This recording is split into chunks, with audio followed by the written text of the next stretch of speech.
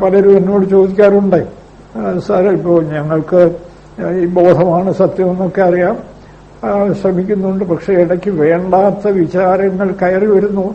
അത് നമുക്ക് വേണമായിട്ടല്ല, പക്ഷെ എവിടുന്നോ കയറി വരുന്നു. വേണ്ടാത്ത വിചാരങ്ങൾ, വികാരങ്ങൾ ഒക്കെ ആവശ്യമില്ലാതെ കയറി വരുന്നു. അതിനിപ്പോ എന്താ ചെയ്യുക? അത് എവിടുന്ന് കയറി വരുന്നു? എവിടെയാണത് ഉണ്ടെന്ന് തോന്നുന്നത്?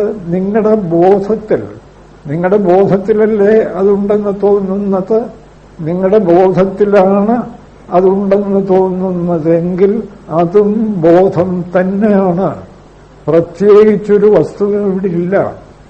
ഈ കാണുന്നതൊക്കെ വെറും മഹേന്ദ്രജാലം, ഇന്ദ്രജാലം. മരുഭൂമിയിൽ വെള്ളം കാണും പോലെ മരുഭൂമിയിലെ ഓരോ തുള്ളി വെള്ളവും, അത് കലങ്ങിയതായാലും ശരി, ശുദ്ധമായാലും ശരി, നിശ്ചലജലമായാലും ശരി, ഇളകിമറിയുന്നതായാലും ശരി, മരുഭൂമി തന്നെയാണ്. ഇത് ഉറപ്പിക്കൂ. വെള്ളം കണ്ടോട്ടെ, ഇപ്പൊ കണ്ണിന് വെള്ളമുണ്ടെന്ന് തോന്നിക്കോട്ടെ, ഉള്ളിലാ ശുദ്ധമായ ആനന്ദം ഇടതടവില്ലാതെ അനുഭവിച്ച് ഉറപ്പിച്ചു.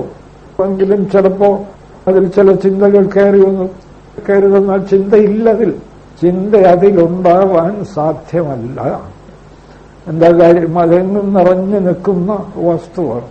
ചിന്ത വരുന്നതായി തോന്നുന്നെങ്കിൽ അത് ഭ്രമം. ഭ്രമമേതും വസ്തു തന്നെ.